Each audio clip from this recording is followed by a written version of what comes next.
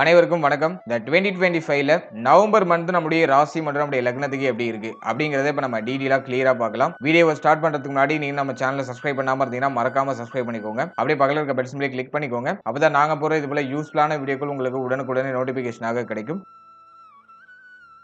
இப்போது 9வது ராசியா வரக்கூடியது தனுசு. தனுசு ராசி மற்றும் தனுசு லக்னத்தை சேர்ந்தவர்களுக்கு இந்த நவம்பர் மந்த் எந்த மாதிரியான சிறப்பு பலன்களை தரப்போகுது அப்படிங்கறத பாக்குறதுக்கு முன்னாடி இந்த நவம்பர் மந்த்ல பிளானட்டரி பொசிஷன்லாம் எப்படி இருக்கு, கிரகங்கள்லாம் எந்தெந்த இடங்கள்ல டிராவல் பண்ணுது அப்படிங்கறத ஃபர்ஸ்ட் டீடைலா நம்ம பார்த்துடலாம். முதலாவதா நம்முடைய ராசிக்கு 3ஆம் இடத்துல ராகு. ராகு வந்து ஃபேவரான ஸ்தானத்துல தான் இருக்காரு. ஆனா அது இந்த 3ஆம் இடத்து ராகு கொஞ்சம் முரட்டுத்தனத்தை கொடுக்கும். அசாத்தியமான தைரியம், என்ன ஆனாலும் பாத்துக்கலாம், நான் எடுத்த முடிவுல இருந்து பின்வாங்குறதா இல்ல, நான் இப்படிதான் அப்படிங்கிற மாதிரியான அந்த தன்மையை வந்து இந்த 3ஆம் இடத்து ராகு நம்ம மனசுக்குள்ள விதைக்கும். ஆல்ரெடி இப்போதைக்கு நம்ம ஒரு மாதிரி கொஞ்சம் எல்லாருக்கிட்டையும் கொஞ்சம் ஈகோ காட்டுற மாதிரி, மைண்ட வந்து நம்ம கொஞ்சம் இறுக்கி பிடிச்ச மாதிரி இருக்கும். நான் இதுதான், என்ன யாருக்காகவும் மாத்துக்க முடியாது, நான் இப்படிதான் டிராவல் பண்ணுவேன் அப்படிங்கிற மாதிரியான அந்த கொள்கை பிடிப்பு அப்படிங்கிற ஒரு அமைப்பை இதை கிரியேட் பண்ணும். அது நமக்கு நல்லதுதான். ஆனா ஆப்போசிட்ல இருக்கிறவங்களுக்கு அது கொஞ்சம் ரகடா தெரியும். அதுக்கு நம்ம ஒண்ணும் பண்ண முடியாது இல்லையா? அடுத்து நம்முடைய ராசிக்கு 4ஆம் இடத்துல சனி வக்ரம். அர்த்தாஷ்டம சனி, வக்ர சனியா டிராவல் ஆயிட்டு இருக்கு. இந்த மாதத்துல 2 பிக்கஸ்ட் சேஞ்சஸ் உண்டு. சனி வந்து வக்ர நிவர்த்தி ஆகிறாரு.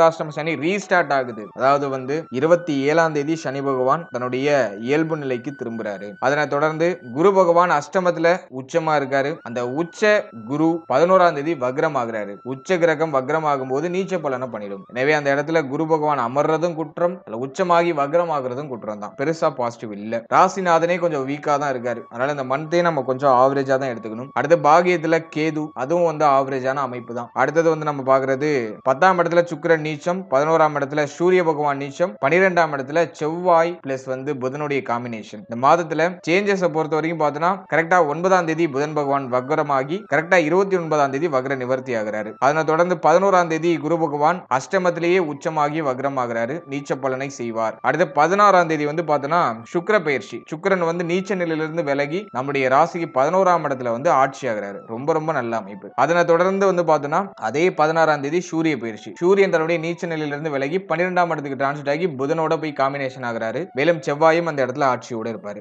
இதுவும் இந்த மந்த்ல நான் ஓரளவுக்கு பாசிட்டிவா பாக்குறேன். முக்கியமா 2 கிரகம் நீச்ச நிலையை விட்டு வெளியேறுது. சனி தன்னுடைய இயல்பு நிலைக்கு திரும்புறாரு. குரு வந்து ஆல்ரெடியே கொஞ்சம் வீக்கா இருக்காரு. அதுல இன்னும் வக்ரமாகி இன்னும் வீக் ஆகுறாரு. இதுதான் இந்த நவம்பர் மந்த்துக்கான பிளானட்டரி பொசிஷன். இப்போ இந்த நவம்பர் மாத ராசி பலன்களை நம்ம டீடைலா கிளியரா பார்க்கலாம்.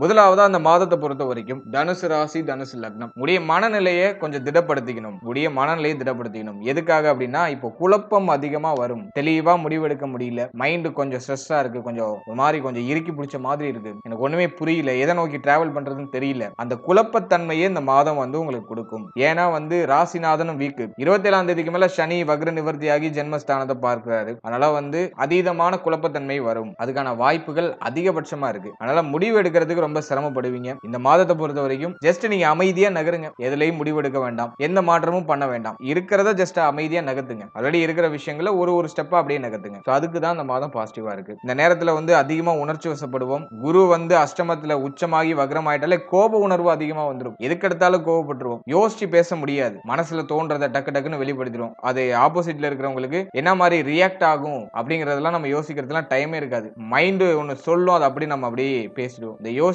பேசுறது அந்த தன்மையே இருக்காது. இப்போ அதனால கொஞ்சம் எல்லாத்துலயும் கவனமா இருக்கணும். பேச்சு வார்த்தைகள்லாம் ரொம்ப லிமிட்டா இருக்கணும். பேச்சு வார்த்தையில ரொம்ப நிதானமா இருக்கணும். கோபப்படுறத குறைச்சுக்கணும். இதெல்லாம் இந்த மந்த்ல கொஞ்சம் நம்ம பாத்துக்க வேண்டிய விஷயம். 3ல இருக்கிற ராகு முரட்டுத்தனத்தை கொடுக்கணும். ஆரம்பத்திலேயே சொல்லியிருந்தேன். என்ன ஆனாலும் பாத்துக்கலாங்கிற ஒரு தைரியத்தை கொடுத்துரும். நமக்கான கொள்கையில நம்ம அப்படியே கொஞ்சம் தீவிரமா போயிட்டு இருப்போம். யாரு வந்து அதை ஸ்டாப் பண்ணணும்னு நினைச்சாலும் ஒரு மாதிரி அங்க ஒரு சலசலப்பாயிடும். நான் என்னோட பாதையில போறேன், என்னை யாரும் தடுக்காதீங்க, அந்த மாதிரியான ஒரு மைண்ட் செட்டை இதை கொடுக்கும். அதனால நீங்க வந்து இப்போ கோபப்படுறது, ஒரு விஷயத்தை நீங்க வந்து தீவிரமா முயற்சி பண்றது எல்லாமே ஒரு நல்ல விஷயமா இருந்துச்சுன்னா தாராளமா அது பாசிட்டிவான ரிசல்ட்டை கொடுக்கும். அதுவே நீங்க போற பாதை சரியில்லாத பாதையா இருந்துச்சுன்னா அது உங்களுக்கு கண்டிப்பா ஒரு பெரிய இம்பாக்ட கொடுக்கும். அதனால நீங்க பயணிக்கிற பாதை சரியா தப்பாங்கிறது மட்டும் ஒரு வாட்டி அனலைஸ் பண்ணிக்கோங்க. அடுத்தது குரு அஷ்டமத்துல இருக்கிறதுனால ஹெல்த்ல கொஞ்சம் டிஃபால்ட்டா கேர் எடுத்துக்கணும். அது இந்த மாதத்துல குரு உச்ச குரு வக்ர குருவாக மாறுறதுனால நீச்ச பலனை செய்வார் அப்படிங்கிற கேட்டகரியில வருது. அதனால ஹெல்த் இந்த மந்த்ல கொஞ்சம் வெகுவா பாதிக்கப்படுறதுக்கு வாய்ப்பு இருக்கு. மன ஆரோக்கியமும் வெகுவா பாதிக்கப்படுறதுக்கு வாய்ப்பு இருக்கு. நான் போன மாதத்துல சொன்ன மாதிரி தான் இந்த மாதத்துல நீங்க ஹெல்த், உங்களுடைய மனம் ரெண்டுலயும் கொஞ்சம் கேர் எடுத்துக்கணும். முக்கியமா உங்களுடைய கழிவு நீக்க உறுப்புகள், உங்களுடைய மர்ம உறுப்புகள் அதுல கொஞ்சம் கவனமா இருக்கணும். அதே மாதிரி வந்து பார்த்தோம்னா இந்த மாதத்துல உங்களுடைய தலை, உங்களுடைய தோல் சம்பந்தப்பட்ட விஷயம், உங்களுக்கு ஏதாச்சும் ஸ்கின் டிசீஸ் வரதுக்கு வாய்ப்பு இருக்கு. அதனால தோல் சம்பந்தப்பட்ட விஷயம், உங்களுடைய உணவு முறை, உங்களுடைய உணவு முறைகள்ல ரொம்ப கேர்ஃபுல்லா இருக்கணும். வெளியிடங்கள்ல அதிகமா சாப்பிடுறதெல்லாம் அவாய்ட் பண்ணிக்கோங்க.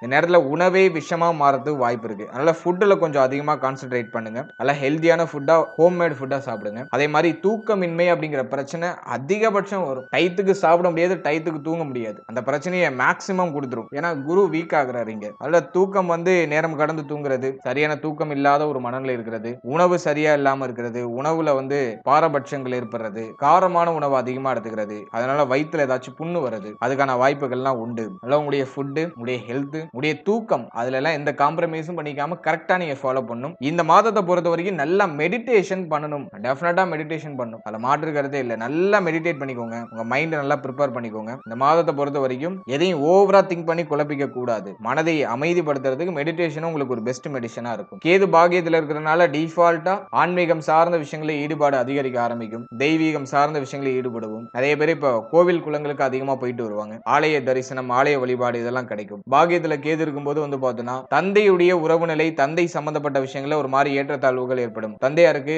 ஹெல்த் ஏதாச்சும் ட்ரபிள் கொடுக்கிறது, அல்லது தந்தையாரோட ஏதாச்சும் கருத்து போராட்டங்கள் ஏற்படும். இதுக்கெல்லாம் வாய்ப்பு இருக்கு. தந்தை வழி உறவுகளால ஒரு மாதிரி நிம்மதி இல்லாத அமைப்புகள் ஏற்படும். ஆனா ஆன்மீகம் சார்ந்த விஷயங்களை நீங்க ஈடுபடும் போது எல்லாமே உங்களுக்கு திரும்ப கிடைச்சிடும். மன அமைதி, மன நிறைவு எல்லாமே உங்களுக்கு கிடைச்சிடும். நல்ல உங்களுடைய இஷ்ட தெய்வ வழிபாடு, உங்களுடைய குலதெய்வ வழிபாடு உங்களை முழுக்க முழுக்க ஆன்மீகத்தில் ஈடுபடுத்துகிறது. நீங்க ஒரு நாளை ஸ்டார்ட் பண்ணும்போது இறை வழிபாட்டோட ஸ்டார்ட் பண்ணும்போது இன்னும் ஒரு நல்ல பாசிட்டிவிட்டி இன்க்ரீஸ் ஆகுறது, அதெல்லாம் அற்புதமா உண்டு. அதே மாதிரி வந்து பாகியஸ்தானத்துல கேது இருக்கும்போது பார்த்தோம்னா அடிக்கடி பாம்பு பார்க்கக்கூடிய அந்த ஒரு சூழ்நிலை ஏற்படும். அடிக்கடி கண்ணில் பாம்புகள் தென்படும். அதே போல இந்த மாதத்தை பொறுத்த வரைக்கும் தங்க அணிகலன்கள் சம்பந்தப்பட்ட விஷயங்கள கொஞ்சம் கேர்ஃபுல்லா இருக்கணும். ஏன்னா பாகியத்துல கேது இருக்கும்போது தங்க அணிகலன்களை ஒரு மாதிரி ஏற்றத்தாழ்வுகளை கொடுக்குது. ஏதாச்சும் கடன் வாங்கி மாற்றம் பண்றது, தங்க அணிகலன்களை அடகு வச்சு மாற்றம் பண்றது, இப்படி ஏதாச்சும் ஐடியாஸை கொடுக்கும். அதுல நீங்க கொஞ்சம் கேர்ஃபுல்லா இருந்துக்கணும். அடுத்து வந்து இந்த மாதத்தை பொறுத்த வரைக்கும் தொழில், உத்தியோகம், பொருளாதாரம் இதெல்லாம் நம்ம அனலைஸ் பண்ணும்போது ஃபர்ஸ்ட் ஹாஃப் கொஞ்சம் டஃபா இருக்கும். தொழில் உத்தியோகத்துல கொஞ்சம் கேர் எடுத்துக்கணும். நீங்க வந்து வேலை பார்க்குற இடம் போன மாதத்துல சொன்ன மாதிரி தான். ஏன்னா சுக்கிரன் இந்த மாதத்துல முதல் 16 நாள் நீச்சமா தான் இருக்காரு. எந்த சேஞ்சஸும் பண்ணல. அதே மாதிரி சூரியன் இந்த மாதத்துல முதல் 16 நாள் நீச்சமா தான் இருக்காரு. 16ஆம் தேதிக்கு மேல தான் மாற்றங்கள் நிகழ ஆரம்பிக்குது. அதனால இந்த மாதத்தை பொறுத்த வரைக்கும் முதல் 16 நாள் தொழில், உத்தியோகம் இதெல்லாம் கொஞ்சம் கேரிங்கா இருக்கணும். இதுலயும் அவசர முடிவு, அவசர மாற்றங்கள் பண்ணக்கூடாது. இருக்கிற விஷயத்தை ஜஸ்ட் மூவ் ஆன் பண்ணணும். முக்கியமா நீங்க உத்தியோகம் பார்க்குற இடம், தொழில் புரியக்கூடிய இடங்கள்ல சக ஊழியர்கள் கூட கொஞ்சம் ஒத்து போயிடணும். இப்போ வந்து கொஞ்சம் முரண்பாடா போகும். சக ஊழியர்களோட ஒரு மாதிரி கருத்து போராட்டம் அதிகமா இருக்கிற மாதிரி ஃபீல் ஆகும். ஸோ அதெல்லாம் நீங்க கொஞ்சம் அவாய்ட் பண்ணி எல்லாரையும் கொஞ்சம் அனுசரிச்சு கொண்டு போறது ரொம்ப நல்லது. அதே போல இந்த மாதத்தை பொறுத்த வரைக்கும் உங்களுடைய மேல் அதிகாரிகள், உங்களுக்கு மேல இருக்கிற மேல அதிகாரிகளோட கருத்து போராட்டங்கள் ஏற்படலாம். குறிப்பா கவர்மெண்ட் ஜாப்ல நீங்க இருக்கீங்கன்னா உங்களுடைய மேல அதிகாரிகள் சார்ந்த விஷயங்கள கொஞ்சம் கவனமா இருக்கணும். மேல அதிகாரிகளோட ஏதாச்சும் கருத்து போராட்டங்களை ஏற்படுத்தி அது தேவையில்லாத மனக்கவலைகளை கொடுக்கலாம். அதனால கொஞ்சம் கவனமா இருக்க வேண்டியது அவசியம். அடுத்த பொருளாதாரத்தை பொறுத்த வரைக்கும் மாதத்தோட ஃபர்ஸ்ட் ஹாஃப் கொஞ்சம் டஃபா இருக்கும். நிறைய செலவு இருக்கும். அதுல மாற்றுக்கிறதே இல்ல. பயணமும் அதிகமா உண்டு. அடிக்கடி டிராவல் பண்றது, அடிக்கடி செலவு பண்றது, இப்படி பயணம், செலவு அது வந்து கொஞ்சம் அதிகமா இருக்கும் இந்த மாதத்துல. அதே போல இந்த மாதத்தை பொறுத்த வரைக்கும் பொருளாதாரத்தை மேனேஜ் பண்றதுல கொஞ்சம் தனி அக்கறை செலுத்திக்க வேண்டியது அவசியம். கண்ணா பின்னான்னு செலவு பண்ணிடக்கூடாது. பொருளாதாரத்தை கொஞ்சம் கேர் எடுத்து பார்த்துக்க வேண்டியது அவசியம். அடுத்து திருமண முயற்சி, திருமண வாழ்க்கை இதெல்லாம் இந்த மாதத்துல ஓரளவுக்கு ஆவரேஜா தான் இருக்கு. பெருசா பாசிட்டிவா சொல்ல முடியல. திருமண முயற்சியை பொறுத்த வரைக்கும் 7ஆம் அதிபதி 12ஆம் இடத்துல நிறைய செலவு இருக்கும், நிறைய அலைச்சலை கொடுக்கும். கொஞ்சம் தாமதம் ஆகும். திருமண முயற்சி கொஞ்சம் தாமதமாகி தான் அது கிளிக் ஆகும். அதனால கொஞ்சம் பொறுமை காக்கிறது ரொம்ப நல்லது. அடுத்தது நம்ம பார்க்கிறது வந்து திருமண வாழ்க்கை. திருமண வாழ்க்கையை பொறுத்த வரைக்கும் வாழ்க்கை துணையால அதிகமான செலவை கொடுக்கும். வாழ்க்கை துணையோட ஏதாச்சும் கருத்து போராட்டத்தை கொடுக்கும். அதனால வாழ்க்கை துணை சார்ந்த விஷயங்கள கொஞ்சம் கவனமா இருக்கணும். வாழ்க்கை துணையுடைய உடல் ஆரோக்கியத்துல கேர்ஃபுல்லா இருக்கணும். அதே போல வாழ்க்கை துணை சார்ந்த வகையில ஏதாச்சும் விரைய செலவுகளை கொடுக்கும். அதை சுப விரயமா கன்வெர்ட் பண்ணிக்கிறதுக்கு ட்ரை பண்ணுங்க.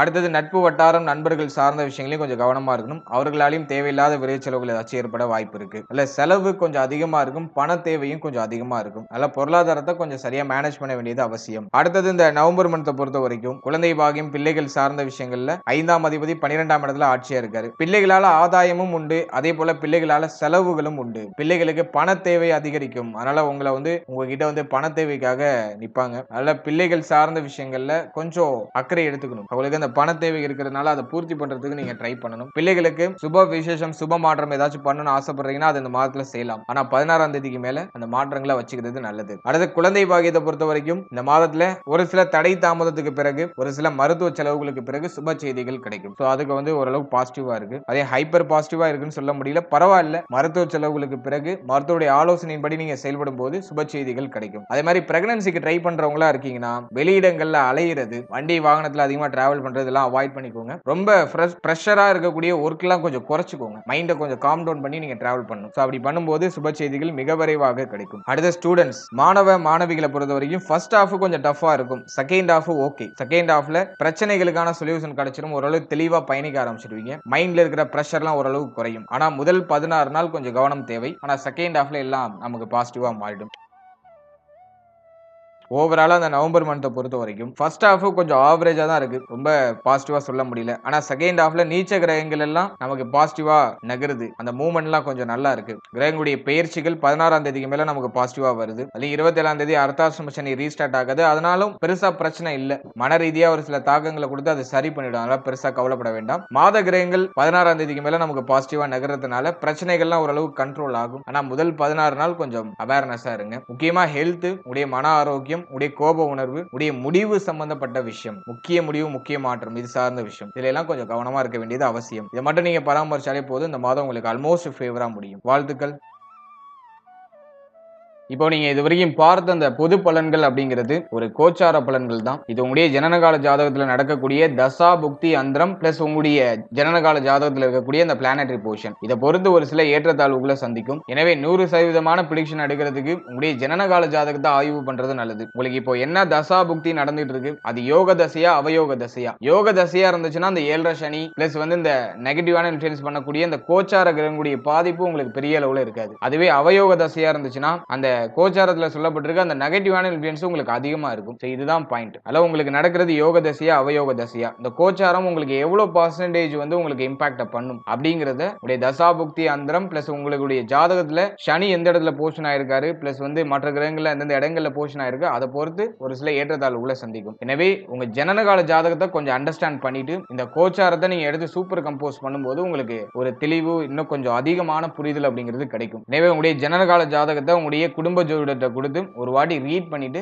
கோச்சாரத்தை நீங்க எடுத்து சூப்பர் கம்போஸ் பண்ணுங்க. அது இன்னும் உங்களுக்கு தெளிவான ஒரு மனநிலையை கொடுக்கும். மேலும் நம்முடைய சேனல்ல இதுக்கு முன்னாடி ஒரு லக்னம், ஒரு ராசி, ஒரு நட்சத்திரம், இது எல்லாத்துக்கும் ஜெனரல் பிரிடிக்ஷன் அப்படிங்கிற ஒரு செக்மெண்ட்ல வாழ்க்கை பலனை நம்ம டீடைலா எக்ஸ்பிளைன் பண்ணி ரிலீஸ் பண்ணிருக்கோம். அந்த பதிவுலாம் நீங்க பார்க்காம இருந்தீங்கன்னா மறக்காம செக் பண்ணி பாருங்க. அதை பார்க்கும்போது உங்களை பற்றிய உங்களுடைய வாழ்க்கை பற்றிய ஒரு தெளிவு, ஒரு புரிதல் உங்களுக்கு கிடைக்கும். மேலும் நம்முடைய சேனல்ல கோச்சார பொது பலன்கள்லாம் டீடைலா எக்ஸ்பிளைன் பண்ணி ரிலீஸ் பண்ணிட்டு வரோம். குரு பயிற்சி, சனி பயிற்சி, ராகு கேது பயிற்சி, அப்கமிங்ல இருக்கக்கூடிய இந்த குரு வக்ர பயிற்சி பிளஸ் சனி வக்ர நிவர்த்தி பலன், இதெல்லாம் அப்கமிங்ல நம்ம ப்ரிப்பேர் பண்ணிட்டு இருக்கோம். அதெல்லாம் உங்களுக்கு அடுத்தடுத்து ரிலீஸ் ஆகும். எனவே அந்த பதிவுகள்லாம் உங்களுக்கு சேரணும்னு ஆசைப்பட்டீங்கன்னா இந்த சேனலை மறக்காம சப்ஸ்கிரைப் பண்ணிக்கோங்க. மேலும் இந்த பதிவு பற்றிய ஃபீட்பேக்லாம் என்ன அப்படிங்கறத கமெண்ட் செக்ஷன்ல சொல்லுங்க. அடுத்தது உங்களுக்கு என்னென்ன காம்பினேஷன்ஸ்ல வீடியோஸ் கொடுக்க முடியும் அப்படிங்கறத நாங்களும் இன்னும் ரிசர்ச் பண்ணி ஒரு பெஸ்டான சர்வீஸ் உங்களுக்கு கொடுக்கறது நாங்க ட்ரை பண்றோம். And finally very limited time, so be cool, stay happy, stay healthy and enjoy. வாழ்த்துக்கள். நன்றி.